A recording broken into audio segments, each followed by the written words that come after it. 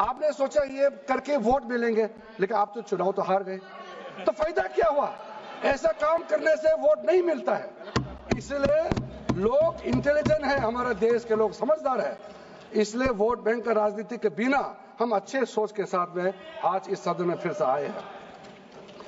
कुछ एनोमलीज है इस बिल में, तो इसको बदलना जरूरी था। मैंने एक पहले भी इसका जिक्र किया था कि आपने कहा कोई भी हिंदुस्तानी, कोई भी भारतीय वक्फ क्रिएट कर सकता है।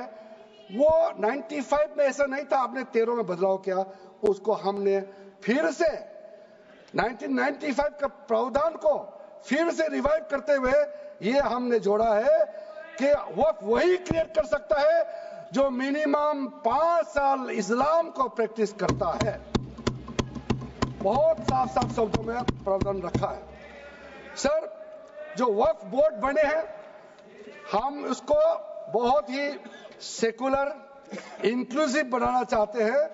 आपका पुराना प्रावधान को हटा करके अब हमने कहा है कि वक्फ बोर्ड में शिया भी रहेंगे, सुन्नी भी रहेंगे, बोहरास भी रहेंगे, आगा खानिस भी रहेंगे, मुसलमानों में जो बैकवर्ड है, पिछड़े लोग हैं, वो भी रहेंगे, और साथ साथ में महिला भी रहेंगे, और एक्सपर्ट नॉन मुस्लिम भी रहने का प्रावधान रखा गया है। सब स्वागत करना चाहिए, इसको किसी को आपत्ति होने का कोई जरूरत नहीं है। उसके बाद सर, मैं थोड़ा सा इसको विस्तार करके बताना चाहता हूं।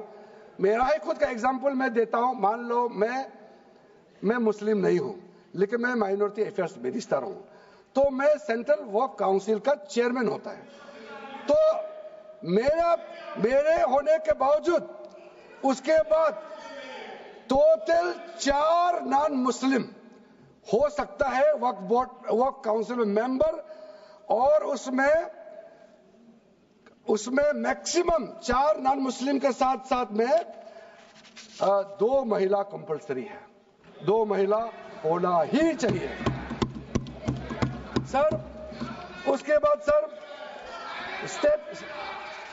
स्टेट अभी आप पूरा वक्फ बोर्ड देख लीजिए, महिला कहाँ है? महिला को दिन रखा ही नहीं है, वो सिर्फ बातें करते हैं। सर 22 सर, मैं स्पेसिफिक बताना चाहता हूं। सेंट्रल वक्फ काउंसिल में टोटल 22 मेंबर्स में 4 नॉन मुस्लिम से ज्यादा मेंबर नहीं हो सकते हैं। एक्स ऑफिशियो का पद को मिला करके 3 मेंबर ऑफ पार्लियामेंट होगा। मेंबर ऑफ पार्लियामेंट तो किसी धर्म का हो सकता है। जब इलेक्शन करते हैं तो कोई भी धर्म का मेंबर ऑफ पार्लियामेंट या एमएलए बन सकते हैं। सर, 10 मेंबर मुस्लिम कम्युनिटी से होगा, 2 फॉर्मर जजेस होंगे सुप्रीम कोर्ट और हाई कोर्ट के, 1 advocate of national eminence member रहेंगे, 4 persons of national eminence from various field. ये तो कई कमिटियों ने इसको सिफारिश किया है, और एडिशनल सेक्रेटरी या joint secretary to the government of India उसमें रहेंगे।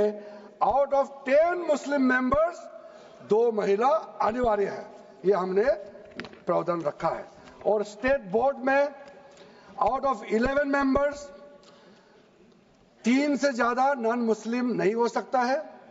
एक्स ऑफिशियो को मिलाकर के 1 chairperson, 1 MP, 1 MLA, 4 members from Muslim community, 2 members with professional experience, 1 member of Bar Council and Joint Secretary to the state government dealing with work matters.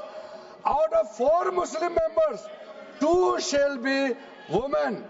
ये हमने रखा है ताकि हमारे बहनों को किसी तरीके से दरकिनार नहीं कर सके।